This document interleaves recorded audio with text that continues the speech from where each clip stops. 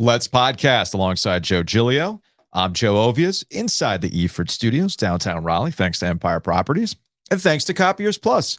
I still owe you a contract. I forgot to print it out this morning and bring it, but it's sitting in the scanner in my Kyocera printer from Copiers Plus. Well, good news. Yeah. We have an agreement with another company called Sherpa, who's going to be handling some of our accounting needs. Whew, thank goodness. Okay, so that's good news. I feel so much better now. However, oh boy, okay, it is going to require the Kyocera getting a workout and our friends from Copiers Plus helping us a little bit even more than before, because it's going to require you to show me a few things of how to share our information, which if you don't know these things, Copiers Plus can help you with your digital needs as well. Because we don't know what we're doing. Clearly not. I mean, digital, okay, yeah, I can operate all this stuff, but all that, yeah, no thank you. So I'm so old school. I asked for like a code word, like, you know, it was a van picking me up on the side of the schoolyard. Anyway, check them out, copiers-plus.com. We thank them for being the presenting sponsor for OVIES and Giglio. Well, Cal and Stanford, and I guess SMU to the ACC was fun while it lasted. The conversation we had with former UNC Chancellor Holden Thorpe couldn't have come at a better time, because he gave you insight about how the sausage is made. And clearly, while there were some schools who were like, yeah, this is a great idea. Look at the non-revy. We're all like-minded. You had other schools that said, no, this is dumb, despite the fact from multiple reporting, Joe, that Cal and Stanford were willing to defer a bunch of distribution money. Like we talked about yesterday, they were willing to defer a bunch of distribution money just to have the safe harbor of a conference going forward. But ACC president Scott Wise, like your one source told you, this is the dumbest in a long line of dumb ACC ideas. It looks like logic prevailed in this case. Yeah, and to reiterate, because we get people on Twitter who are like, well, what would you two do? And it's like, nothing. Here's the play. You do nothing, because the grant of rights is such that it is a gift and it is a curse. Mm-hmm. In this particular instance, the longevity of it, the stability of it is the gift, right? The curse is also the longevity of it because of the amount of money that you're locked into. Now, that money is going to change over time. Mm-hmm. It's going to improve over time. At its current structure, the ACC will never be on the same level as the Big Ten or the SEC. But I have to ask again, if they weren't on the same level before, where are all these champions? The Big Ten's had their own network and has had more money than everyone else, including the SEC, basically for the last 20 years. Yeah. So where are all of the Big Ten's championships? Where is all of the Big Ten's success? Don't know. Because I hate to be that guy, because we all live in a glass house. Mm-hmm. But it feels like every other year we get a major seismic, tragic Big Ten scandal. Mm-hmm. We got a gymnastics coach. We got Penn State. We got Northwestern, Ohio State. You name it. We got something going on. And okay, so I'll ask again the existential question: what's the cost? What are they chasing? I don't understand it. They have all this money. Maybe you're right about the mo money, mo problems. I don't know. Well, look, it's but what the is theme. So show me all of the success that the Big Ten's had. That you got a whole bunch of money. Cool. The success of the Big Ten is based on numbers. Everything's numbers in real estate. That's what it's all about. They have schools that have gigantic alumni bases. Much like Greg Sankey, SEC commissioner, with Paul Feinbaum this week, they have numbers. That's where they win. Now they have the championships to go along with that, because there's definitely a want to factor in the SEC. I don't know if it's want to. I think it's the regional lottery. Where are all the players? One thing that I was bothered by. So what's California's excuse, by the way? But that's another matter entirely. One thing that I was bothered by this week, and has been a lot of rhetoric of, football is going to be fine. Mm-hmm. We keep hearing this from coaches and administrators. Oh, football is going to be fine. Look at the participation numbers in football. Look at the participation going down, and look at the economic lines and socioeconomic and educational lines that they follow. Mm-hmm. Okay. You're going to run out of players. You are running out of players. Now, maybe happening. Not tomorrow, but you are running out of your talent pool. Mm-hmm. Now, where are those players currently coming from? Florida, Texas, the Southeastern, socioeconomic. Some of them coming from more poorer and less educated communities, mm-hmm. because their mom's not sitting there watching TV and going, or paying attention to concussion studies and realizing what you're actually doing to yourself. The way out. Yeah, It's just as we've seen in boxing. But look at what happened to boxing. Football is now boxing probably, but you could actually argue some of those fights back in the 30s and 40s were just as big as what we see in reach and audience that the NFL has right now. So if Damar Hamlin, his life is not saved, we are having a completely different conversation about football. But that still doesn't dismiss where those participation numbers are. And it doesn't dismiss this. And this is my idea. And this is my thought on this. We keep talking about, in the next 20 years, the number's just going to keep getting exponentially bigger and bigger and bigger and bigger. And at some point, there is a burst. And part of those factors are the sport itself and the violence of the sport itself.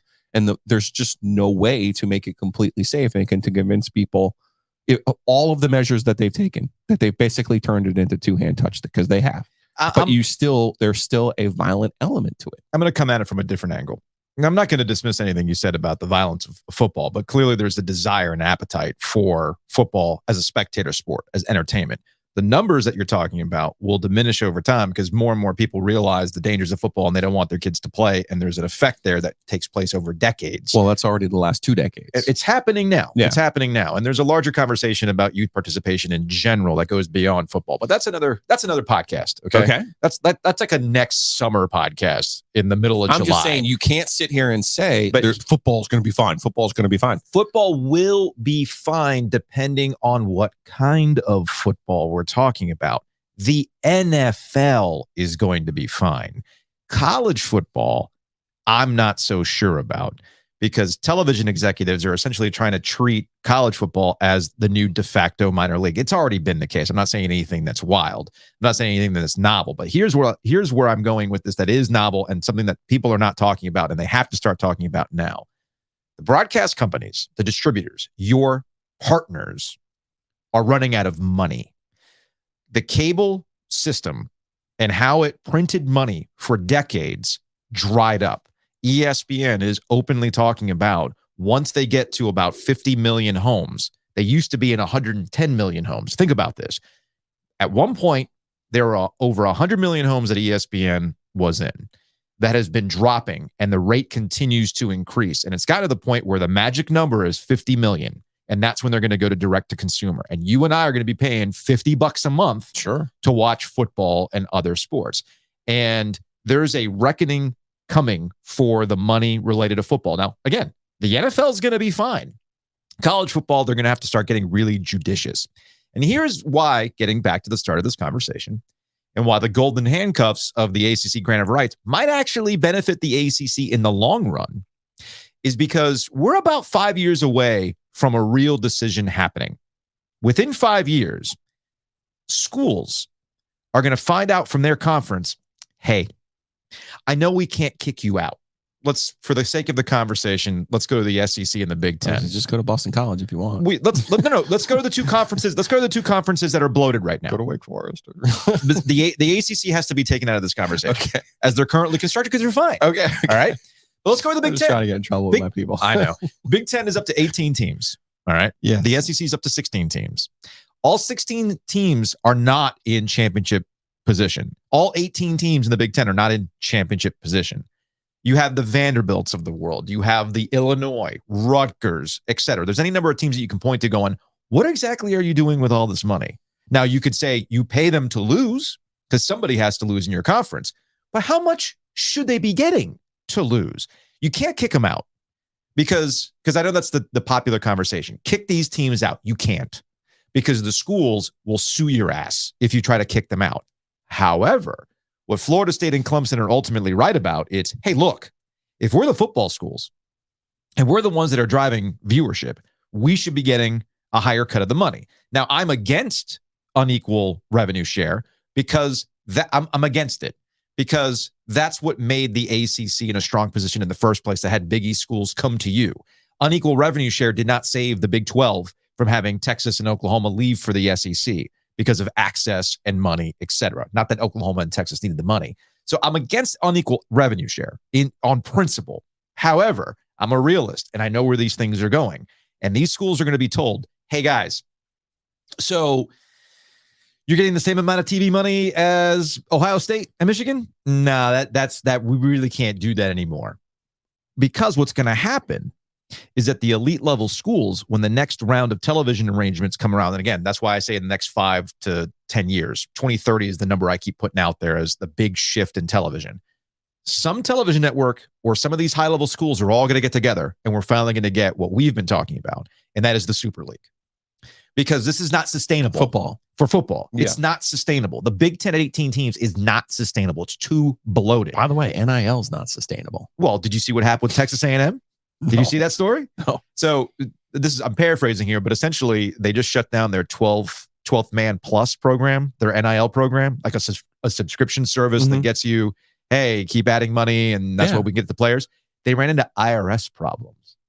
For too much, or so they suspended shell gaming? I haven't seen the particulars of it. All I know is that they've had to suspend it because the IRS, not because of the NCAA, right? Because the IRS, because real money causes real problems. Shout out to Biggie. So that's where I see these things going. When you say it's going to run out, the money is eventually going to run out. I can't stress this enough. Bob Iger, who's the CEO of Disney, has been openly talking on these calls about shifts in ESPN. Well, the money under the current model is going to run out. Under but the model of streaming isn't working out for these companies either. That's what I'm saying. But Disney's lighting money on fire for Disney Plus. Netflix has had to reassess how they go about their spending. You mean that whole generation that refuses to pay for anything is now going to trickle up to the highest levels of companies? Weird, right? So that's why I spent 24 years in the newspaper business. And you mean the model that used to work where you used to make a whole bunch of money? That changes, then you have to change, and you don't make all that money anymore, and you can't make really stupid decisions like acquiring, premium assets at a premium price in a distressed market. Weird. Well, that's exactly what's going on with these conferences. They're too bloated. The Big 10 at 18 teams is way too bloated. They got too many teams making too much money, and Ohio State, Michigan, and the like are going to sit here and go, well, why are we sharing this money? That's why I say Florida State and Clemson are ultimately right. But the dynamics are changed when you're in a smaller conference. When you're a bloated conference like this, it's going to shift. Now, speaking of conferences and who gets to say what in a conference, right? Oh boy. So Larry Williams over at Tiger Illustrated. This is just too good, man. We love Larry. This is just too good. So Larry Williams over at Tiger Illustrated, the 24/7 site, tweets out yesterday saying, "Hey, so the school that's really pushing for Cal and Stanford to join the ACC is Notre Dame." And of course, I read that, I go, well, cool. But, they have a 5/8 vote, just like their schedule, right? Apparently not. Oh, apparently they have a full vote. So here is Larry on Tiger Illustrated. We're told that Notre Dame is pushing hard for the additions of Stanford and Cal. That the Irish have full voting rights in the first place is a story unto itself, because it feels like Notre Dame's loyalty and commitment to the ACC is about as real and meaningful as Lene Kukua. So good, Larry. So good. Even if you detach yourself from seeing Clemson's side of things, as I do, objectively, this feels like a problem. Quote, "It's definitely odd," a high-placed contact said today when we expressed our concern. So that is from Larry Williams over at Tiger Illustrated. I tweeted this last night, and it bears repeating. I hope that when Notre Dame is sitting and go, yeah, let's bring in Stanford and Cal. We play Stanford. This is a great idea. Get them in our schedule rotation. They should join the ACC. It's great that somebody, a president or an AD, said, cool, you first. Please tell me a president said that. Please tell me a president went,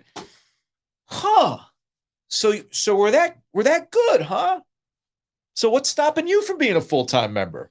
So it's the strangest thing, man. Do you think Notre Dame will move Peacock numbers? No, I don't. Interesting. I don't. I feel that this is all anecdotal. So if we ultimately have a Super League, are we looking at an English Premier League model where you have to pay for everything? Well, either that or the broadcast. No, there is no free lunch. The broadcast networks will be the ones that are carrying the Super League for, let's say, 24 teams. Right. Okay. You got 24 teams in this Super League. They'll be the ones that are broadcast on Fox, on NBC proper, on the over the air. But how is that different from what we have now? And why did our light go out? I don't know. Why did the light go out? Did the light blow out? That's not good. Let's try that again. Did it get unplugged? Ethan. We're going to have to. Did it get unplugged? Oh, you know what it was? What was it? It was running on battery. Oh, okay. Well, live, folks. It's live. So old. You plug it in. Is it on now? Uh-oh. There we go. Back in the game. Where were we? I'm going to leave this all in. Well, the Super League.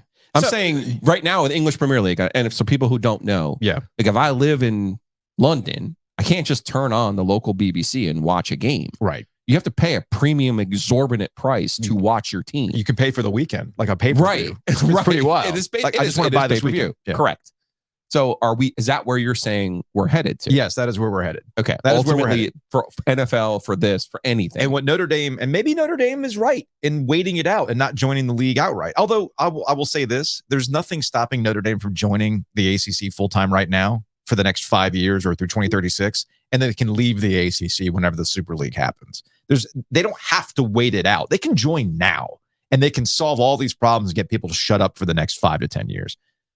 But to your point, and Peacock, what we're finding out, so just like with MLS. So our generation who wants to watch Notre Dame, in theory, and the older generation, they'll go watch it, but you're missing the casuals. You've lost casuals. Okay. The people who are just on a Saturday and I want to watch football. Casuals. I think we're all going to lose casuals. Yes, we're all under this model. Yes, absolutely. That's what the Premier League decided. There are no in-betweens. Nope. You either ride for this or you're not. Either you're watching, I don't know, Faulty Towers, right, or you're watching English Premier League. Either you is or you ain't. I mean, that's really what it is when it comes to English Premier League, and that's where we're headed with college football specifically. Housekeeping. Do you have feedback for the show? Like, do you have lighting suggestions? By all means, email the OG Goes Digital at gmail.com. I actually had some constructive criticism via email yesterday. Okay. You know, hey, look, love the podcast. Here's XYZ. I'm like, hey, thank you for the feedback. So being completely honest here, I'm not just being an ass. You got feedback? By all means, shoot it to us. I love all the positive vibes, but positive vibes can present themselves in some constructive criticism. So if you have some, by all means, shoot us an email. The OG Goes Digital at gmail.com. I've been putting more stickers in the mail. If you've emailed me about the sticker and you haven't gotten one yet, it's on the way. I had to go buy more stamps. So just wait. You're buying like forever stamps or something. Yes, here. I am. And I just bought a roll of 100 forever stamps. Speaking of models that have had to change. It was funny. I went to the post office and they had sheets. Like, do you have the roll of the forever ones? And like, no, I got sheets. Which one do you want? I'm like, oh, Buzz Lightyear. Fun. So there's a whole bunch of So the post office still exists. Yeah. Oh yeah. Absolutely. No, just tying this to our previous conversation. No, things have to change, right? It still exists. You know what else exists? Mosquitoes. Mosquitoes are all around, man. And oh, by the way, with stickers, just email subject line sticker with your address if you haven't done that yet, and I'll get around to getting to you. Mosquitoes exist, unfortunately, but you can keep them in check. Just contact Mosquito Authority and Pest Authority. They've come through this summer. They've been absolutely fantastic. And Pest Authority can take care of those critters that are trying to come into the house now that it's hot. Look for that moisture. You don't want that. Yeah, the mice. That's some of the only ways I was able to get rid of some of the stuff in my attic was there was mice droppings, and my wife was finally like, "Yeah, we don't need James's baby clothes from 2006 anymore." So I was kind of thankful for the mice, but I was more thankful. Think of the grandkids. But I was more thankful for Mosquito Authority, Pest Authority, Hayes Lancaster and his crew. They are the best. Go check them out at bugsbite.com. And shout out to Oak City Sports Cards. You can check them out downtown Raleigh. Get your cards graded. I think that's how Giglio is paying for ECU tuition. You're selling things to Oak City, getting those things graded. Next level is, speaking of things in my attic, had a 1928 World Series program. I actually probably should have offered it to your dad. It was the Cardinals and Yankees. I had no idea what that thing was worth. Bought it over to Weston at Oak City Sports Cards. Got that thing up on his eBay site, believe it or not. Nice. Got it sold. We're on our way, and the lights are on at the Giglio household for this month.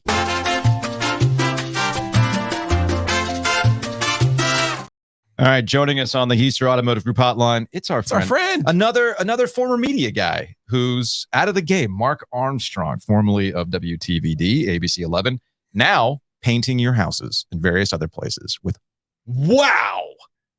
one day. Did I say that right? Wow. Wait. One day. Now this is now look, Mark, first one's free. Okay. Give you the first taste for free. First one's free on the podcast.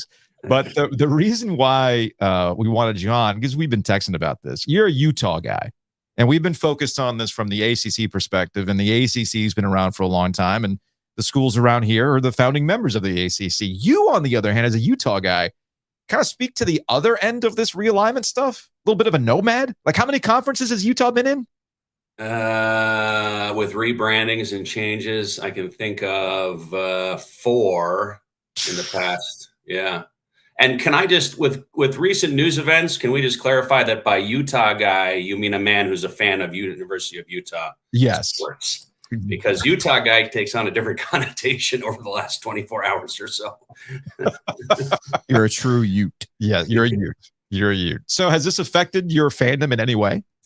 I think, just like you said, we've been texting about this. You start to strip away. I mean, part of this, by virtue of having worked in media for so long, you guys can speak to this too. You kind of strip away some of the rabid, stuff anyway, by virtue of having worked in the profession. But you just are less emotionally involved and tied but you have to be. Otherwise, you'd constantly be stressing out and worried and stuff like this. So if we're in the Big 12, great. Like, I'm excited that we have BYU rivalry games in conference again. That's a great thing. But even that, if you ask people who are fans of BYU and Utah, there's a big divide on that too. There's a lot of people on either side who don't want to play each other. And Utah fans got high and mighty for a while when we were in the Big Pac-12 and BYU was independent.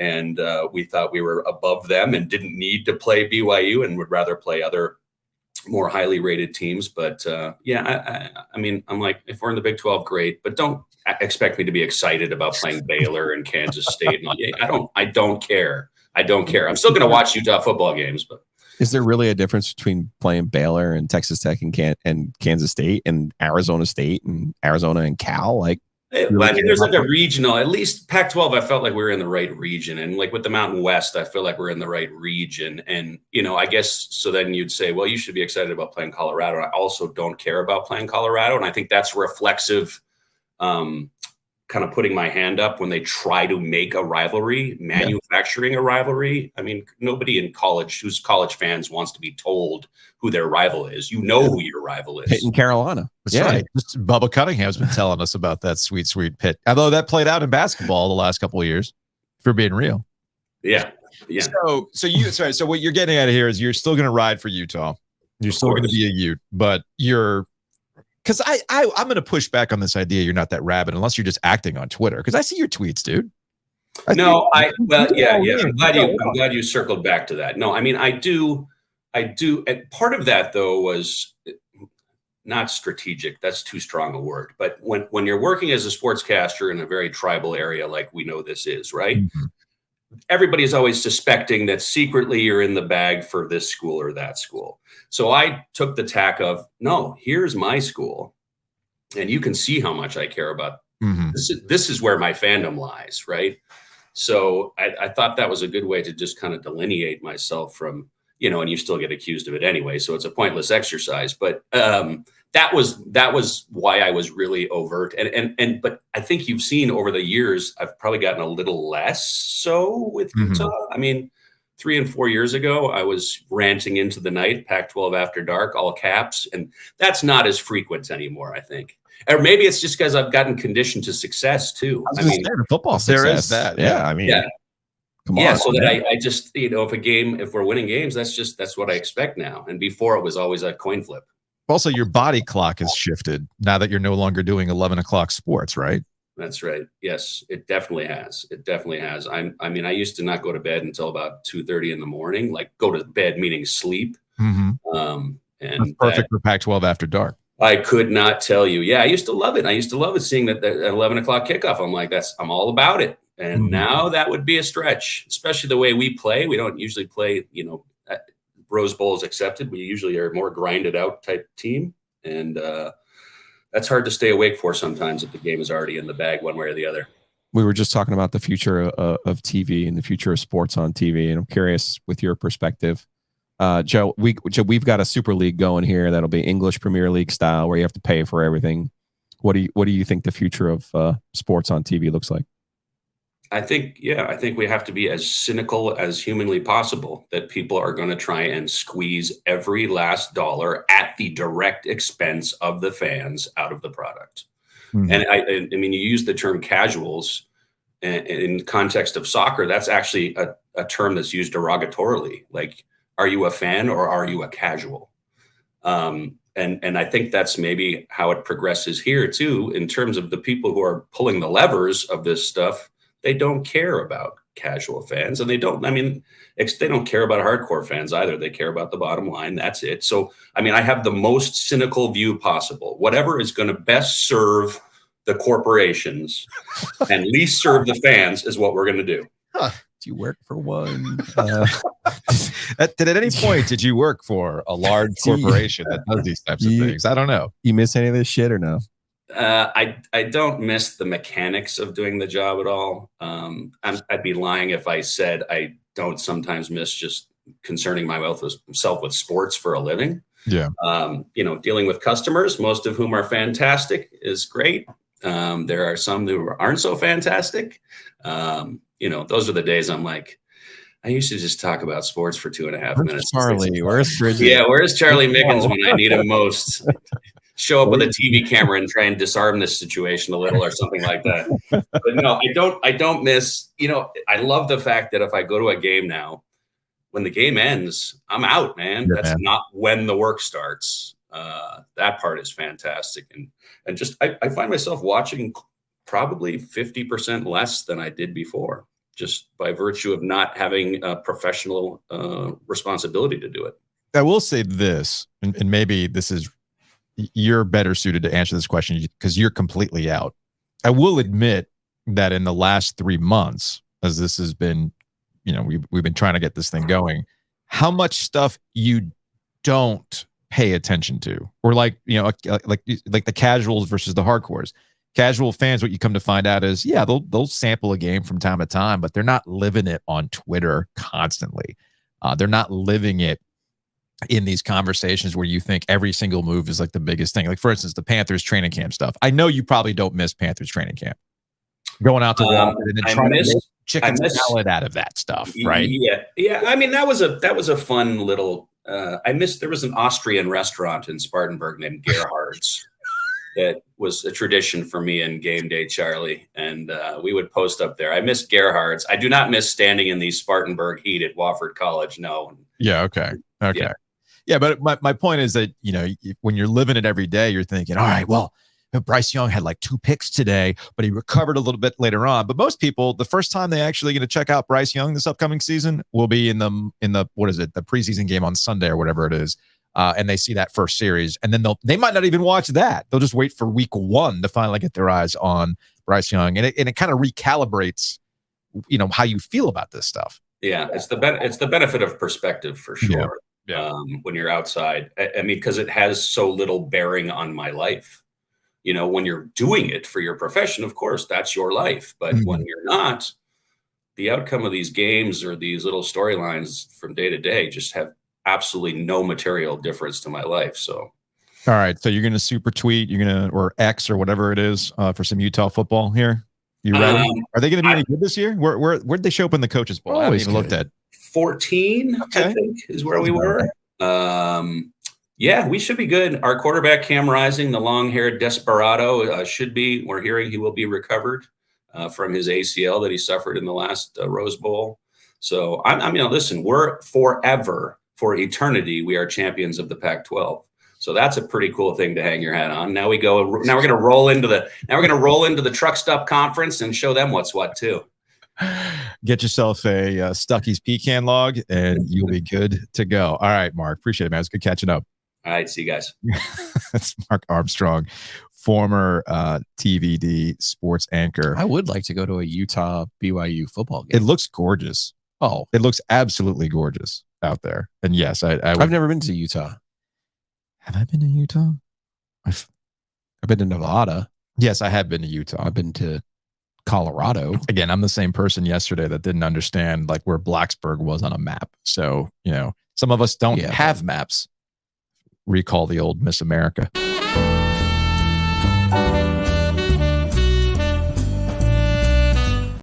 I do love a road trip. If you're getting ready for a road trip, drop on by Breeze. We're in that like dog days of summer. Maybe you got one last trip out to the beach planned. Maybe you've got maybe you're going to Greenville. Maybe that's Tuesday. like what you're doing as you're getting ready to move your kid in. Maybe you got to find ECU. some strength to get that car packed just right. Get the room set up just right. You mean coffee, right? You need dark roast coffee. So go to Breeze Through. Go to Breeze Through.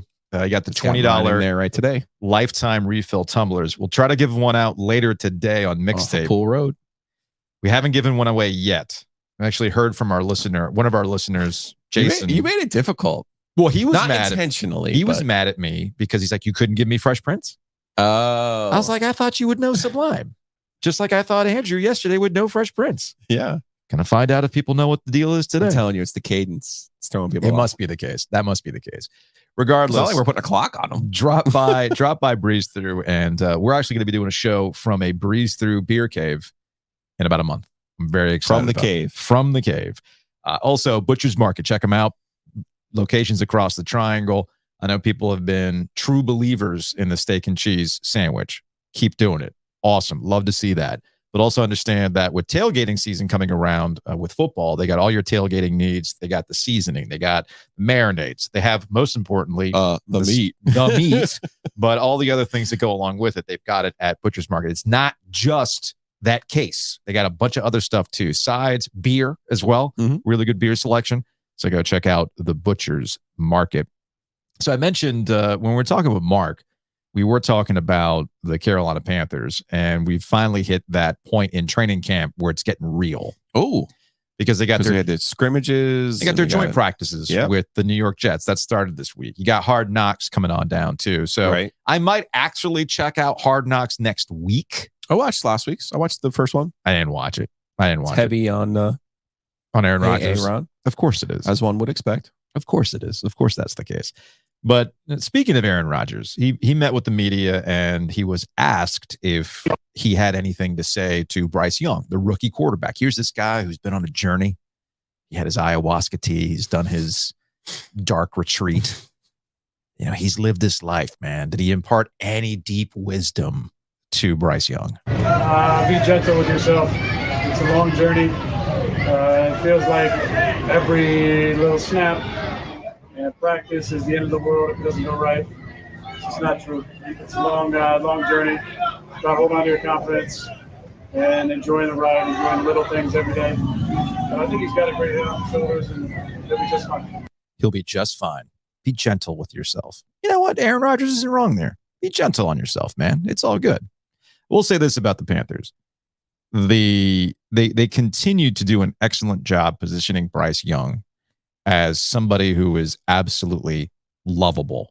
I can't think of another. I've been trying to come up with another phrase, another word that doesn't make it sound like he's cute and cuddly or whatever it is. There's big Steph Curry energy with him. Well, it's interesting you bring that up because that's what Frank Reich mentioned about Bryce Young in terms of what they expect out of him. Okay. So here is Frank Reich from yesterday's press conference after they got done with that first joint practice. And it's all about understanding roles. There's a deeper conversation about what they're doing with their wide receivers and how there's always like a new guy that's stepping up every day. Like this guy's stock is rising. This guy's stock is dropping. We want our quarterbacks to distribute the ball, be playmakers, be the Steph Curry, be the Steph Curry that, just get the ball to these guys, let them make plays for you. So there you go. That was Frank Reich on Bryce Young as Steph Curry. Actually ties back to something you said last week.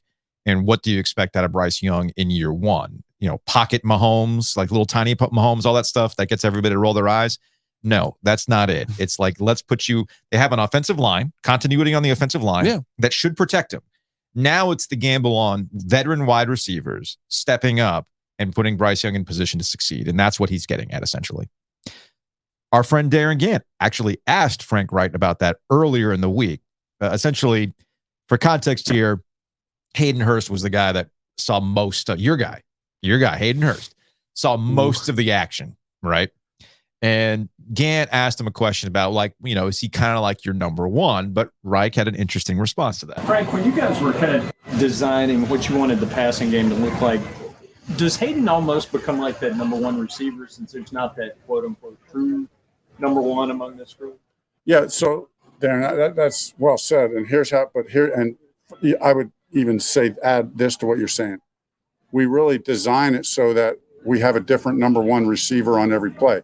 That's not just number one in the progression, which that you would say, duh, everybody does that. But we're going to really move guys around to put them. So some guys have a special, I think everybody's got a superpower, right? We always say, hey, what's your superpower?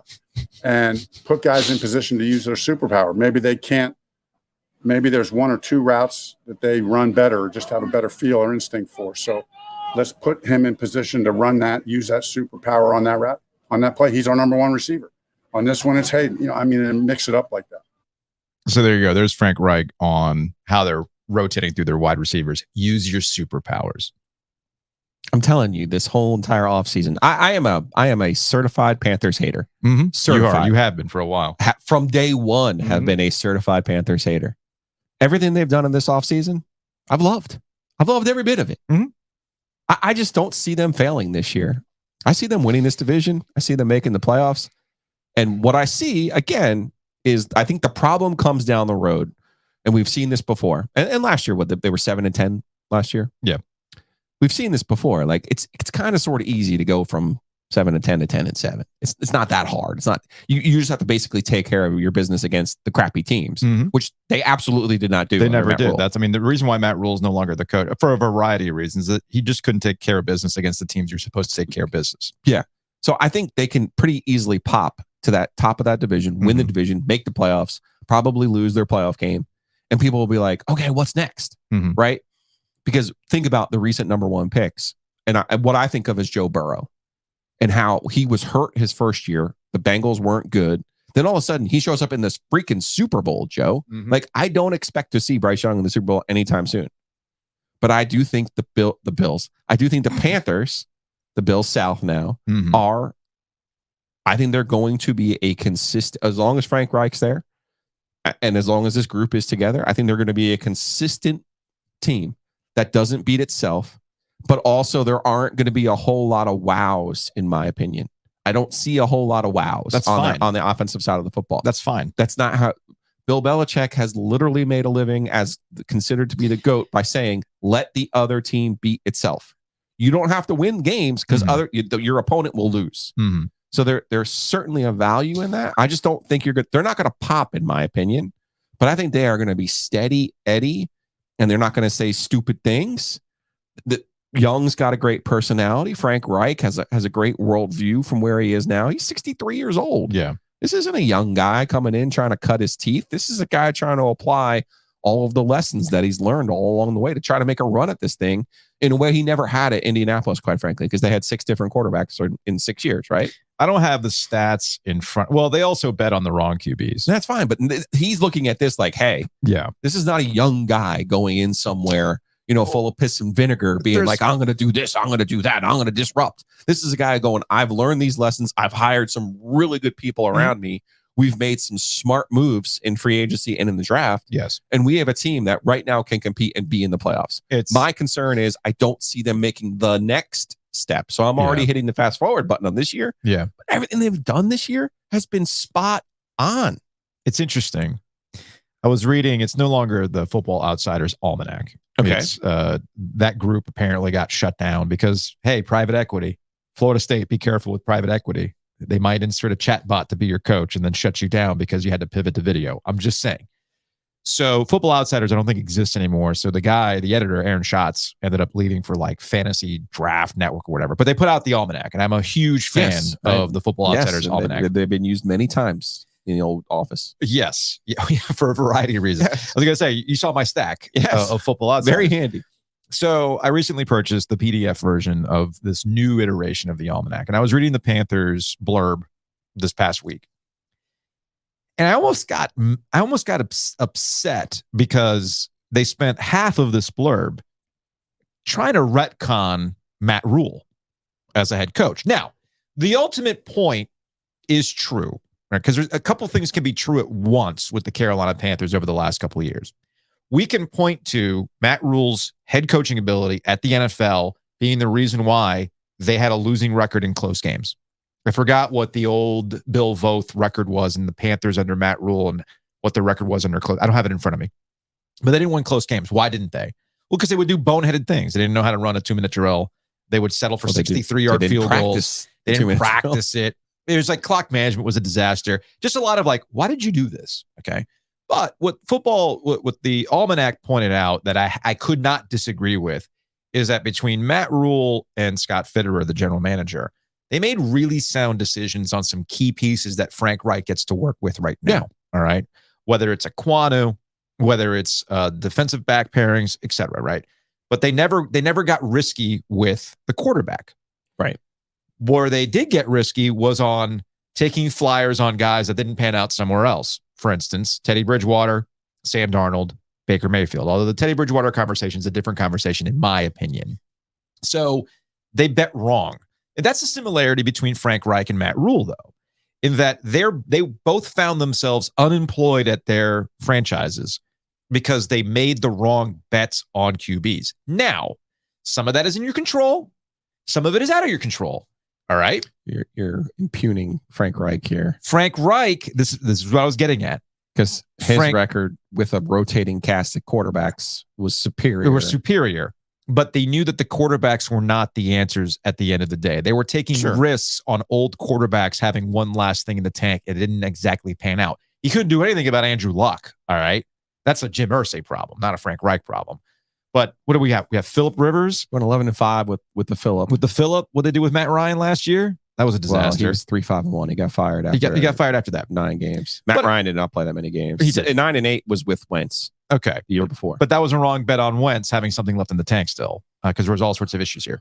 And this is what gives me optimism. They just struggled down the stretch. They couldn't close that thing out. But this is what it ultimately gives me optimism, in that they went with Bryce Young. And this is something the Almanac pointed out that I agreed with, in that Bryce is not on the same trajectory of all the quarterbacks that Frank Reich has typically worked with, the traditional passer and things like that.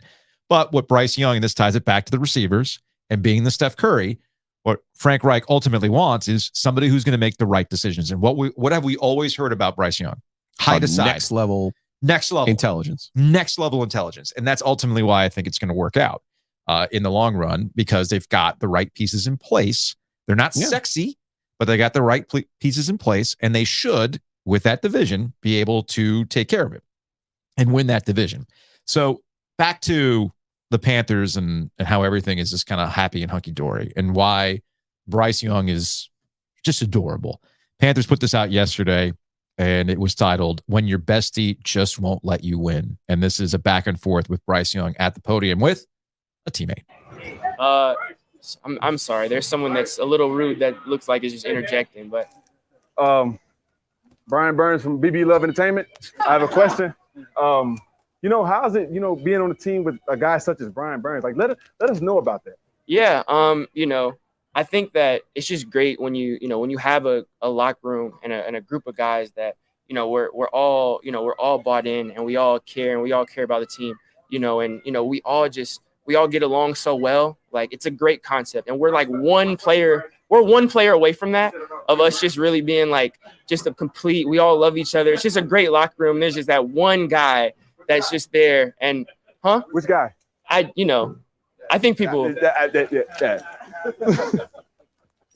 Again, adorable between Bryce Young and Burns. Have some fun, man. Why not? The other thing too that happened this week, they added Houston in a free agent signing to counterbalance Burns. Okay. Again, he's got history with Frank Reich.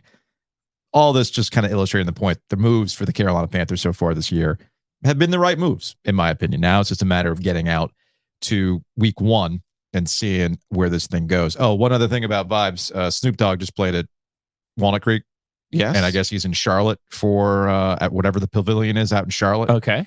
And the Panthers retweeted this with Uncle Snoop Knows. And it's Snoop rocking a Bryce Young jersey while doing his dancey dance. Not feeling it? Snoop's black and yellow, man. Come on. Yeah, that's true. But you know how I feel about people. They're artists, you know man. How they're artists. Artists about jumping. Artists live always, by a code, man. Artists always are gonna go for the cheap pop, man. How I feel about the jumpers. They're always going for the cheap pop. You can't sing a black and yellow song.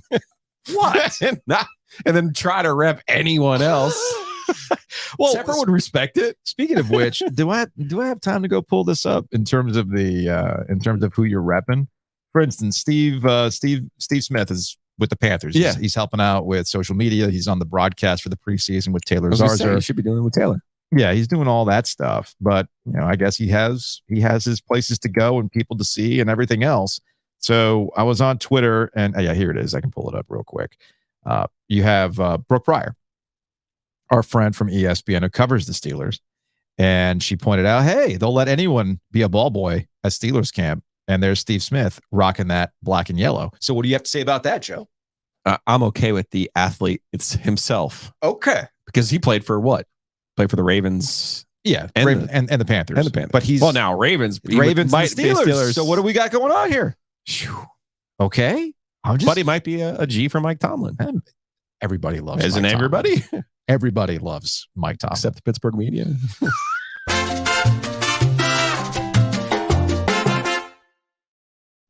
Hometown Realty sponsors OVIES and Giglio, and we need you to buy a house or sell a house with Hometown Realty. So check them out online, myhtr.com. Again, that's myhtr.com. Get Barry Woodard and his team. They're going to help you. Mm-hmm. Don't mess around with these. Here, I'm going to buy your house for $12 and you lose money. No. Barry Woodard, myhtr.com. 6 locations, more than 250 agents. Do you think you get 250 agents by accident? No. Without knowing what you're doing, without getting the best possible deal for you and your home, for reals. So ignore all those stupid billboards of you know who that is. Screw that guy. Go with Barry. Go with Barry. HTR.com.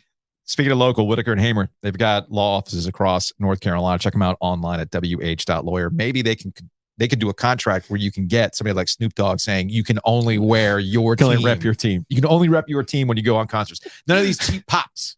None of them. I don't want you wearing a Bryce Young jersey at the Charlotte Music Pavilion. I need you repping that black and yellow all the time. That's what it is. Or the Raiders. So that's what you need. Maybe they can do that for you. Check them out again online, wh.lawyer. All right, it's Thursday, which means it's time to say hello to Intern Cal. What? No. Are you repping Patriots, Cal? I had to. No, you didn't. Technically, We're talking NFL for one of the first times in the show, and the season's coming up, and I'm excited. So I had to pull it out. Okay, if you say so. So we gave you a homework assignment last week. We're going to go ahead and give you a Can you block his screen so I don't have to see Teddy Cruz? Like a blurring. No, I actually don't. I actually don't have that. Come to think of it. So here's the thing. You're blocking yourself, Joe. You can't do that. Don't block yourself. So last week's homework assignment was about worst to first and first to worst, because there's always instances in the NFL where a team that was the last place in their division turns things around and wins the division the following year. But we had a twist on this. How many times have teams won their division only to finish in last place? Now, before we bring up the doc, I already have next week's homework assignment for you. Hit me. Travel. All right, travel. Because the Big Ten is making these points, these arguments. There was one board of trustee member who said, in order for a team to get from, I forgot exactly where it was, I think like to get from Rutgers to Washington, it's actually easier for Rutgers to get to London or something like that. It's actually an easier trip considering bus travel and everything else. So I am curious, what would be the most difficult ACC trip be? That's a great question. Like, you know, and that comes down to the airport, the commercial airport you have to fly into, and the driving time that goes with it. So you think that's something you can handle?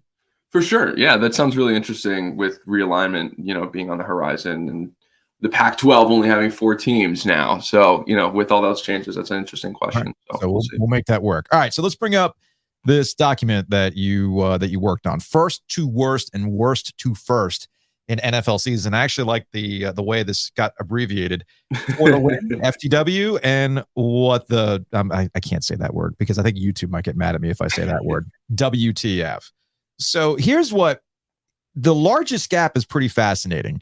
From the first to worst, a 10-win gap. The 2013 Texans went from 12-4 in 2012 to 2-14 in 2013. I'm trying to recall why that happened. How'd they go from 12-4 to 2-14? Who got hurt? I have spent the week researching this, and I cannot find any significant injuries on that Texans team. And also, this was when J.J. Watt started to enter his prime as well. Yeah. So And before, obviously, drafting Deshaun Watson, Matt Schaub was the quarterback at this time. And the previous year, they had set the record for average points in a game. And at the time, right, that record has since been broken. But then they couldn't put together, won the first 2 games the next year and lost the next 14. And I couldn't find anything to indicate why. So strange. Yeah, 14-game losing streak, worst in team history, coming off a franchise best 12-4 record. And the Texans tied a league record with the Houston Oilers, who, by the way, this is from Wikipedia, went 12-4 in 1993 and 2-14 in 1994 for the biggest season-to-season decline in win total. Now, the reason why we're focused on this particular group is because what you're looking at starts in 2002 when we went to the 4-team divisions in the NFL. Exactly, because of the evenness to assess the parity for this question. So. Meanwhile, you got the worst to first 10-win gap with the 2008 Miami Dolphins. It went from 1-15 in 2007 to 11-5 in 2008. Why? Tony Sparano. Wow. Yes, Tony Sparano. Okay, baby. And also some pretty convincing wins against the Patriots, because obviously that year Tom Brady was out all year. Oh yeah, it was all Tom Brady. All Tom Brady. Out. Although Cal, I forgot. How old were you in 2008? Like, do you remember it like it was yesterday? I do not remember it like it was yesterday, but I am old enough to remember how disappointing it was. Okay. Yeah. But anyway, Tony Sparano plus a wide open division at the time, because the Bills and the Jets were still not doing well. So at that point, they took advantage of it, got some key wins. Extremely impressive season. Okay. Which is pretty cool. All right. So I'm also curious about this is the part that not that I want to go all the way down. Here's the thing that I actually thought was fascinating. I texted with you about this last night. First to worst. To worst. Off the top of my head, I thought that probably doesn't happen very often. A team that goes from first place in their division to last place. It's just not something I ultimately thought was a large number. And here we are. It happened in 2022, 21, 20, twice in 20. 18, 17, 16, 15. Like, this happens a lot, man. Whoa, you're bouncing. I know. I'm just scrolling. Go back up, because that happened to the Panthers. I know it happened to the Panthers. The Panthers are a super, super interesting team as well, because that's the biggest drop for a team that previously was a conference champion. 9-game drop there. Obviously, only one below the record, which is a 10-game drop. I'm sure a lot of viewers remember that season particularly well. But still, there's a lot of questions about exactly why that was. Well, that was the they went to. That was, what is it? Cam Newton got hurt. Now I have to go back and double check on this. But yes. All right. And also, Kelvin Benjamin came back that year. That's right. He didn't play in the Super Bowl year. Subtraction by addition. Yes, that's true.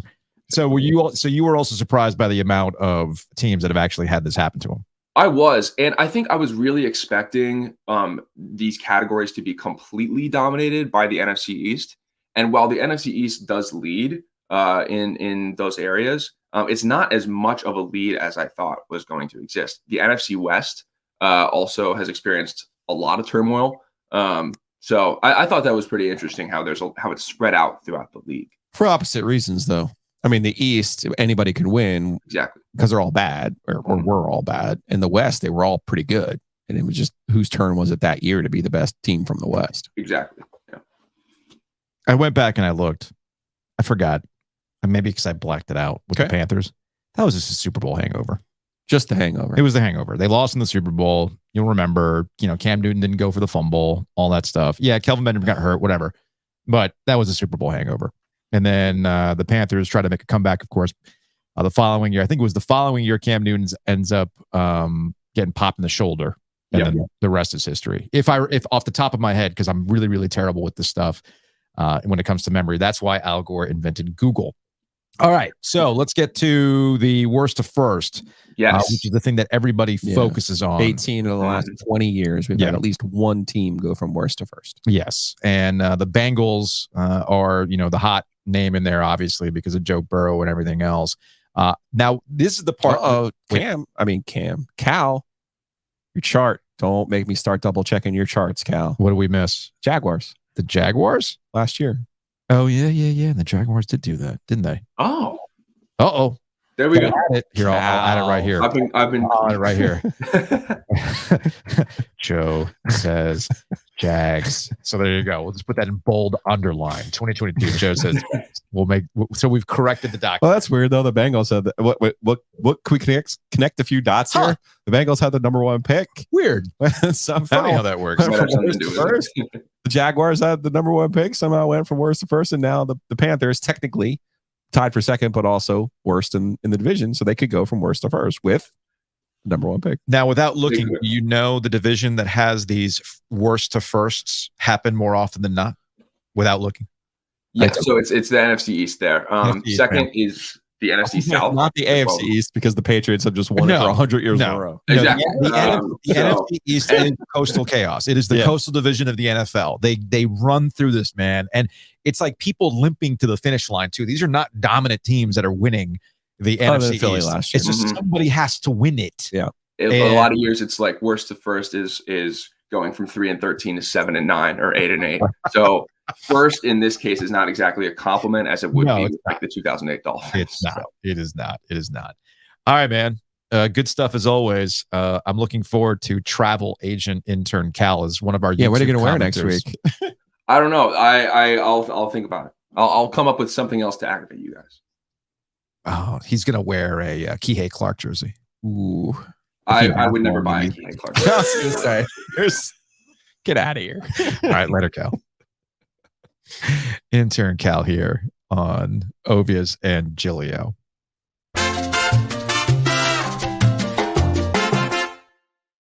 Do we need to get insurance for the intern? Is that something that, because he's not on the payroll, is he? No, not on the payroll. But, if you need insurance or have any kind of different home, auto, my personal favorite, pet, or actually my second personal favorite, business. Our business needs insurance, as you like to tell me. Yes. And it is easy enough to find because of our friend Matt Davis. Just type in theoginsurance.com. Seriously, theoginsurance.com. Guess what? It's going to get you to Matt's homepage. It's going to take care of you. Check them out, State Farm. And it's got financial services too. It's got everything. Also, Home Field sponsors OVIES and Giglio. I saw where you better pop up that tweet, man. Well, I'm actually on the Home Field website right now to pull this up. So hold on a second as I'm doing this on YouTube. Let me go ahead and bring up the Home Field website. We got vintage ECU Pirates apparel. Use that promo code OG23. Yes, and that'll get you 15% off your first order. There's the hoodie. Right there, 5 stars only on that East Carolina. That is a good looking hoodie. It's very good. It's going to come in handy in the dorm when they're freezing his butt off with the air conditioner. I'm assuming he's getting air conditioning in his dorm. Yeah, they don't do it any other way anymore. I was going to say it's 2023, man. You telling me dorms don't have AC? Post pandemic, I'm like, wait a second, we need people to be here. They have free laundry too. What's funny is I have not actually seen the. Oh, look at this. I didn't realize they had an ECU 92 Peach Bowl champs. I'm telling you, for whatever reason, our friends at Home Field Apparel love the Pirates because their ECU stuff is their best collection. Got the no quarter shirt. I love all this stuff. This is fantastic. Now, you know what they need to do is they need to contact Steve Logan and see if they can get a caricature of him with the towel around his neck. That would be the move. All right, because I know Logan's back doing some media these days. So anyway, go to homefieldapparel.com. Or just download the app. Yeah, and if you buy enough, there's actually like a super secret app. There's like a community you can be involved in. I'm a part of that. Which you can connect with other fans. Yeah. It's a lot of fun. It's speaking of positive vibes. It's all positive vibes on this app. So anyway, go check them out. Homefieldapparel.com. Use that promo code OG23 to get 15% off your first order. So yesterday, we talked about the Streisand effect. Okay. When it came to the Baltimore Orioles and Kevin Brown, their play-by-play guy, who was suspended because he had the audacity to point out the Orioles' actual record in Tampa Bay. All to point out that they're really good this year. The whole point of it was, man, we're having a really great season. Something good could happen. Something special is on the brink. Something special is happening. And to illustrate how special this is, here is how things have been versus where they are now. There was a graphic. It was in the game notes. And the Angelos family, which is now run by John, the fail son who gets to inherit these teams, suspended him. And people were like, well, why did this happen? Why was he suspended? Where'd he go? This is the Streisand effect. Essentially, you are creating more awareness of something by acting like this never happened. You just have to address it, and then it goes away. But by not addressing it, you're only drawing more attention to yourself. So that's what happened in Baltimore. Maybe there's something in the water in the area, but the same thing is happening in Washington right now with the football team and Eric Bieniemy, their offensive coordinator. All right. These are things that you pick up on social media, you see them, and then you just go, okay, cool, shrug your shoulders and move on. There have been some reports from camp that Eric Bieniemy is really intense. Demanding. Super intense. I'm like, okay, cool. Why is this a story? And then the tweets persist. So it gets to a point, because you know how it is in Washington, man. They talk about that team every freaking day. All right. They have radio stations that are branded as Washington football team radio stations, and that's all they talk about. A guy who used to work with us, Scott Jackson, when he used to work at in this market, came from DC, where he worked for a radio station where he literally did a Washington show every day from like 10 until noon. I don't know how you could do it, but they do it in Washington, man. I would go nuts. So you have that level of coverage, and it starts to build steam to the point where Ron Rivera, the head coach, had to address it. And he said some really laissez-faire, casual, I had some guys address it with me, and I told them, what was going on, and Jack Del Rio's on staff, and maybe Jack Del Rio has a little bit of an extra touch to him because he's a former head coach. But Ron, stop it. You just addressed the problem, okay? Eric Bieniemy's never been a head coach. He can't seem to get a job, despite the fact that he's interviewed everywhere. He can't get a job, despite the fact that guys in his position as an offensive coordinator for Andy Reid in Kansas City have gotten gigs with less experience. For some reason, Eric Bieniemy can't get a job. So when he moved to Washington, leaving the juggernaut that is the Kansas City Chiefs and Patrick Mahomes and being with Andy Reid, some people positioned it as, well, this is where he's really going to be able to prove himself. Mm-hmm. Leaving the nest. There was a little bit more Scotty Montgomery in that move than we want to believe. Speaking of ECU, this is why it came to mind. Wow. Because you put the ECU stuff in front of me, so now I'm thinking about it. You know what I'm talking about. Yeah. Scotty Moe was an offensive coordinator for David Cutcliffe at Duke. His time was up at Duke. Sure. So sleeper agent by cut. Yeah. Rather than firing him, you saw the soft exit. The same thing happened to Dave Odom at Wake Forest years ago, right? Where, hey, we don't want you at Wake Forest anymore.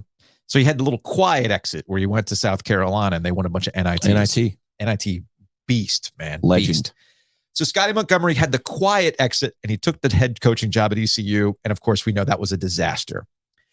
The further we get away from this, the more it seems that Eric Bieniemy going to Washington is a Scotty Moe situation where Andy Reid's like, hey, man, we've done what we can do with you here. I can bring another guy in. How about you try somewhere else? And that might be the reason why you're not getting it. But this gets to another issue in Washington, new ownership, and Ron Rivera being potentially on the hot seat with new ownership, that the Eric Bieniemy acquisition and the GM and all that stuff was under the previous regime. They've got their own ideas, and Ron Rivera might be just setting it up that, hey, look, man, if we suck, well, it's because this guy's just not vibing with Eric Bieniemy. So there's a layer of that. Okay. And this sucks for Sam Howell, by the way, because I believe Sam Howell can be a starting QB in this league. I agree. All right. So this might screw with Sam Howell's development going forward. We shall see. But there's another thing going on here too with Eric Bieniemy. And this is a conversation that I don't know if people are ready to have. I get, and I have preached that Eric Bieniemy by now should have gotten a head coaching job based on how other coaches have become head coaches. All right. The hot new name, the hot coordinator. You were part of a Super Bowl team. You've got the blessing of a head coach, the Andy Reid tree, right? So why isn't this working for Eric Bieniemy? Why isn't he getting a job? Race comes into play. All right. Totally get that argument. However, the way things are playing out right now in Washington would lead me to believe that now that he's gone from the cocoon of Andy Reid that can like mask these types of things and everything's all happy hunky dory because of Patrick Mahomes and you're winning Super Bowls to the mess that is Washington media, he's being hung out to dry. All right. He's essentially being put in a position that he will be the fall guy for the disaster that the Washington football team will be this upcoming season. And it'll be, I'm telling you right now, keep an eye on this. This will be the reason why people say this is why he never became a head coach. Because you're seeing how his players are not reacting to him. He might be intense. He might be brilliant. He might get along with some other coaches and whatnot, but the players just are not meshing with him. And that's why he's never become a head coach. And this is playing out as to why that is. Now, I believe that. Like, if that's how it ends up being, some people just don't have the temperament to be a head coach. Right. Some people just cannot connect with people in that way. You could be a good assistant, but that's a different role. As a head coach, you got to be wired a different way. We're seeing this with Frank Reich. We saw it with Matt Rule. He did not have the temperament to be a head coach in the NFL. Not in the NFL. Not in the NFL. But Frank Reich and how they're going about things for the Panthers surely shows you that he has the temperament for it. So this is all playing out in a way to prove a point that Eric Bieniemy did not have the temperament. It sucks for him because they're doing him dirty, in my opinion. But that's the NFL for you, man. And it's really, really cutthroat. And unfortunately, Eric Bieniemy is going to be caught in the crosshairs of that. It's time for the mixtape. Another contestant in studio, Joe. It's a very special contestant, though. Exactly. Not just any contestant. We got Jeremy with a G, an actual OG here. All right, man. A little bit of context. In the previous life, you won a tumbler because you got us to laugh. We played Aerosmith's Love in an Elevator, and you said, Love on Stairs. We were like, you know what? Why not? We had very low standards then, just so you know. Yeah, we have very high standards now. The standards are different now. The standards are different now because Giglio is getting stingy with these tumblers. Okay. All right. Gotcha. I'm ready. All right. So here's how it's going to work. We are going to give you the lyrics read by a local public address announcer. Okay. Today you will get Travis Quinn. He is the public address announcer for NC State. Okay. At Carter Finley Stadium. We're going to play the whole first verse, and then you'll have an opportunity to answer. Are you ready? I'm ready. I was like, good gracious, ass is bodacious, flirtatious, trying to show patience. I'm waiting for the right time to shoot my steez, waiting for the right time to flash them keys. Then I'm leaving. Please believe in me and the rest of my heathens. Check it, got it locked at the top of the Four Seasons penthouse rooftop birds I'm feeding. No deceiving, nothing up my sleeve, no teasing, I need you to get up on the dance floor. Give that man what he asking for. Cause I feel like busting loose. And I feel like touching you. Can't nobody stop the juice. So baby, tell me, what's the use? I said, it's getting hot in here. It's getting hot in here. Do I need to wait for them to finish? Or can I you got it. You got it. You got it. You did it. Yeah. Give that man a tumbler. Give him a tumbler. Give the man a tumbler. Yes. Let's go. Yes, I'm a champion. I got that one pretty quick, too, by the way. It's okay. Yeah, because I've had people tell me, this is really hard. This is really hard. I'm like, do you all not really pay attention to lyrics? Right. I thought Summertime was going to be the easiest one. I know. Perfect. I love it. Jeremy, awesome. I'm happy that you, of all people, get the first legit tumbler. I was prepared to give Jeremy one. I'm not gonna lie. What's funny is I was preparing for him to not win. I already gave him a color changing cup. Right. He's a double winner. You dumped the Gatorade early. It was a little reverse jinx action. I love it, man. I love it. Awesome. Jeremy, thanks for coming in. Thanks, man.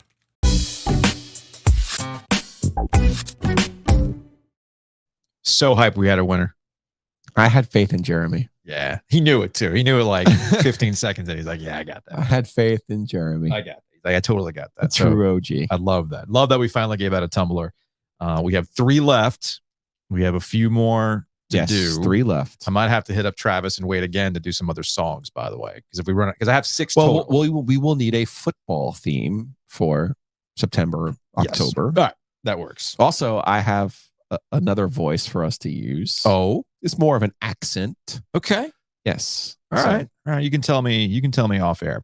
Before we get to some Hey Joe questions, I did want to revisit a conversation that we had yesterday, and that was about Tez Walker, wide receiver for North Carolina, who was denied immediate eligibility by the NCAA, along with some other players, including an FSU player, because he was a double transfer. Now, if you missed that, check out yesterday's show. I had my thoughts on it. I think it's pretty ridiculous that this happens post facto after they decide to crack down on double transfers. This happened. He decided to transfer to UNC before they put all this stuff in place. And that I also feel strongly about pandemic situations that we're still dealing with, by the way, that those should be viewed differently than other people who decide to transfer multiple times. Okay. Yes. Okay. Just to add a little context to that from yesterday, to clarify. Yes. The leagues, because this is something that the NCAA actually, I'll give them credit, they've actually been consistent on this, whether it was an Ivy League player or whether it was Chandler Zavala at a junior college last year. They don't consider the pandemic year for those leagues that did not participate in sports. So that is the one loophole. So since the Ivy Leagues punted that year, remember Boeheim's kid, that he had applied for the extra year under the argument of, well, I was at Cornell, and they were like, sorry, all of the Ivy League teams didn't participate that year, so you didn't actually lose a year. Same thing with Chandler Zavala. He was at a junior college, he didn't play, and it was like, well, sorry, that school didn't choose to play during the pandemic, so you technically don't have a year to lose.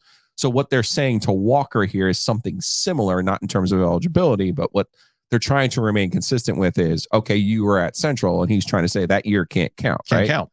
So that's where they're kind of, I will give them some shred of consistency here with this. That's all I'm willing to give them in terms of, okay, Boeheim's kid, Zavala, this, I think, falls under a similar umbrella. And then what happened with them? No, they didn't. Well, Zavala ended up arguing and getting the year. Yes. So I think the same thing is ultimately going to happen with Tez Walker. Likely. Because, look, you had to write about this with Braxton Beverly. The minute lawyers get involved, the NCAA goes, they lose. Yeah. Okay. It's bad. Speaking of lawyers, Roy Cooper's a lawyer. He is, yes. He's also the governor of North Carolina. He's also people are mad at Roy. Also, he's a North Carolina Tar Heel. Double heel, as I like to call him. So apparently Cooper put out a letter to another governor, former governor, President Charlie Baker. As Luke DeCock pointed out, you couldn't just text him. Nah, you had to put it in a letter, asking the NCAA to reconsider the decision on Tez Walker and the transfer request. And Roy just lays it out. First, the NCAA's prohibition on two-time transfers has largely been waived for the last 3 years due to challenges caused by the pandemic. Again, pointed that out yesterday. Second, the NCAA's denial of Tez's transfer is based on a directive that was changed after he had already enrolled at UNC. Again, pointed that out. I think that's a fair point to point out. And in June 2023, Kent State filed a proactive transfer waiver on Tez's behalf related to reasons of health requesting that he be granted relief from the residence requirement and be immediately eligible. Like Kent State signing off on it. Like Kent State's the school that he was leaving from. Yeah. Yes. He brings up the grandmother living 500 miles from Kent State. It's a 2-hour drive from Chapel Hill. Recognizing all that he's been through to get to this point in his career, it would be a shame if the NCAA would deny his desire to be closer to her in illness and share his athletic journey with her. Also said, he's a good, this argument that he's not a two-time transfer at all. He's played football at one school, Kent State. And we went through his ETSU, NC Central, obviously Kent State, and then now to UNC. Regardless, Roy Cooper getting involved, and people got mad. Well, not people. State fans got mad. There's more than just state fans. You think more than that? Maybe it's because I see state fans ECU, in my timeline. I've seen some Wake Forest. Yeah. Yeah. Now, would Roy Cooper do this? Did he do it for Chandler Zavala? No. But he's doing it for Tez Walker at UNC. Is Roy Cooper up for election this year? He is no longer eligible. Is he running in 2024? Governor is he done? Of North Carolina. He's hit the term limit. Yeah, the only thing that bothers me about this is how many different times have I put the needle to him? Right. Just say it. Just say it, man. Just say it. I'm a Just say double it. heel. And he won't do it. Just go on the Jumbotron. I'm Roy Cooper and I'm a Tar Heel. Like, people are mad. Like, oh, he didn't stick up for NC State baseball. He didn't stick up for a certain ECU transfer. And it's I get it. I get it. People want to be mad. The people, but it's also like a political affiliation. The people who are bringing up Omaha, like, what was Roy Cooper with Omaha? Y'all, do you want the truth bomb on that? Do we need to relitigate what happened in Omaha with NC State? Well, do we really want to?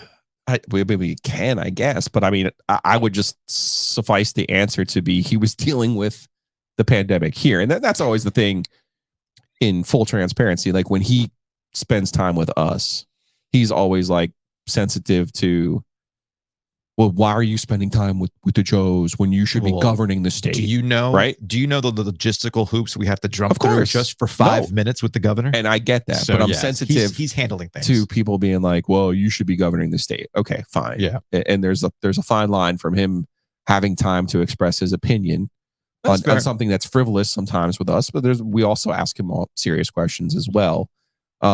But what was he supposed to do during the? I mean, I guess he could have written a letter for NC State, and he went to high school with Elliott Avent. So it's, again, it's not like Roy Cooper has any ill will towards NC State baseball or Elliott Avent. I can tell you that. No, he loves Elliott, but I can also tell you they are not on the same political side of the political aisle.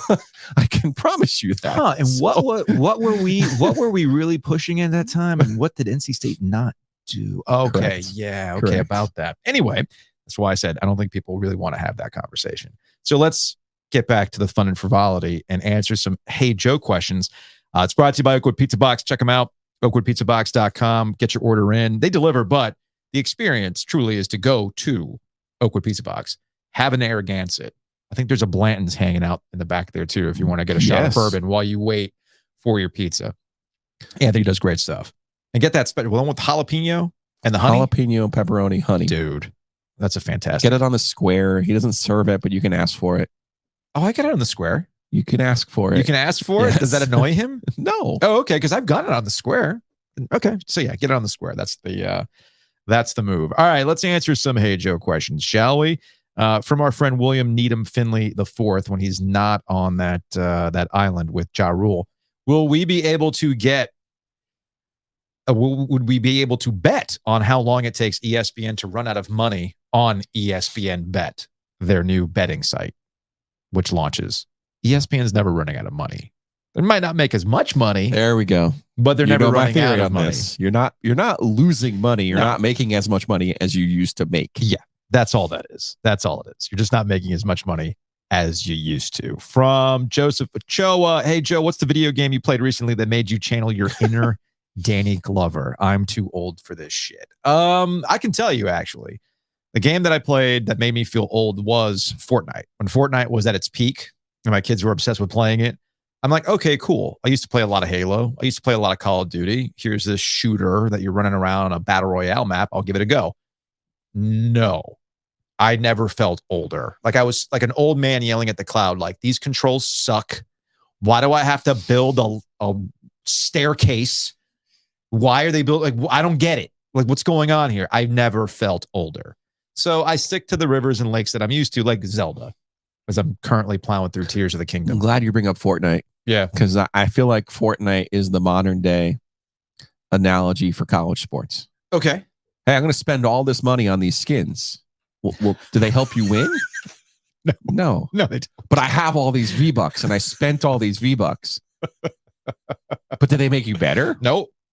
No. But you look cool. But you look great. You look great.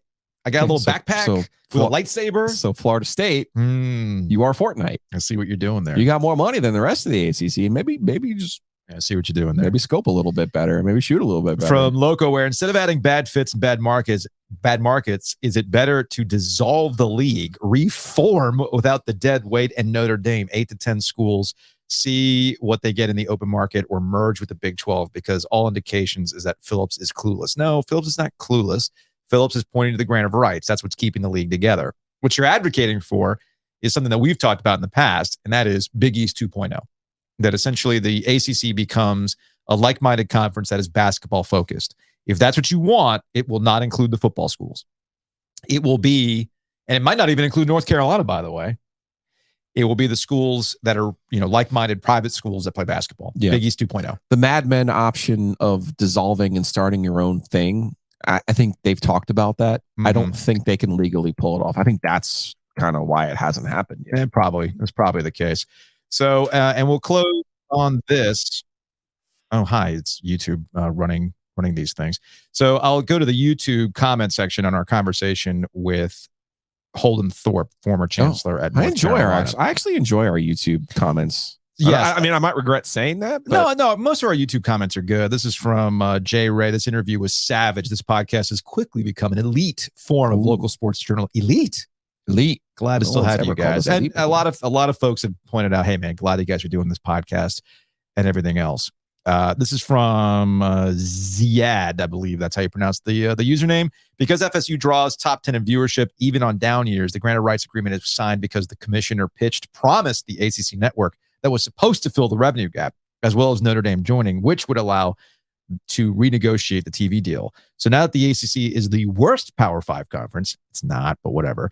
Don't blame the universities for trying to leave a league that doesn't value football like the SEC and the Big Ten or even the Big 12. Now, again, I would push back on this idea that somehow the Big 12 values football. The Big 12 has back-ended, ass backwards, into a like-minded group of schools. That's what the Big 12 is right now. The ACC is a disparate group of schools that has different needs and wants. And that's why you find yourself in this situation.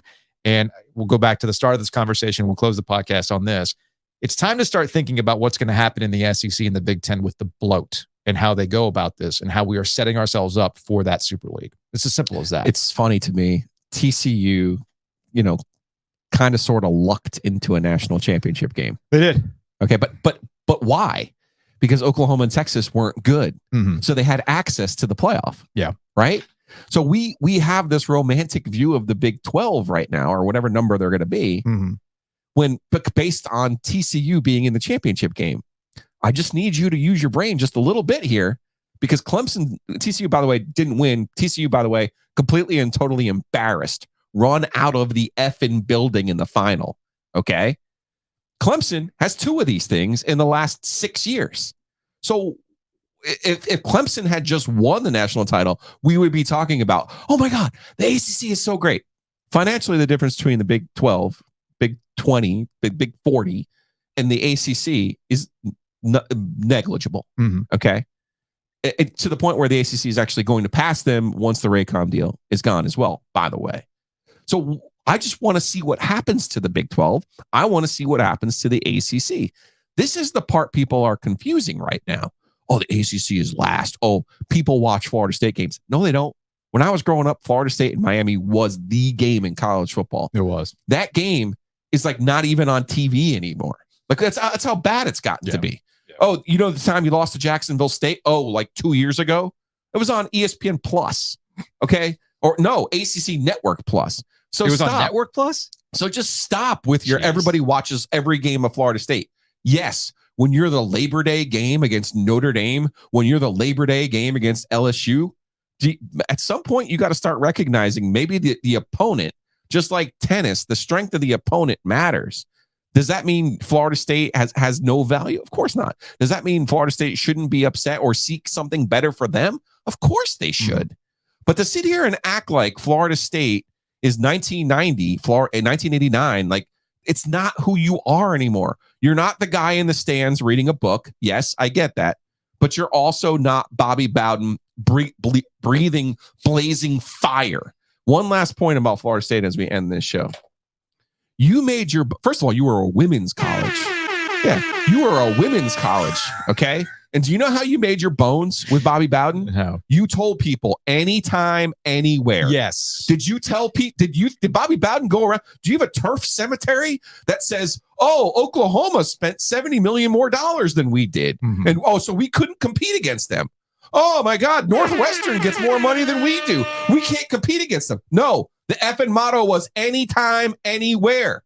So sack up and get back to who the hell you really are. And stop acting like you need something that you don't have. That's not who you are. That's not how you got here. I'm going to turn that into a YouTube short. Please. We'll see you all next week.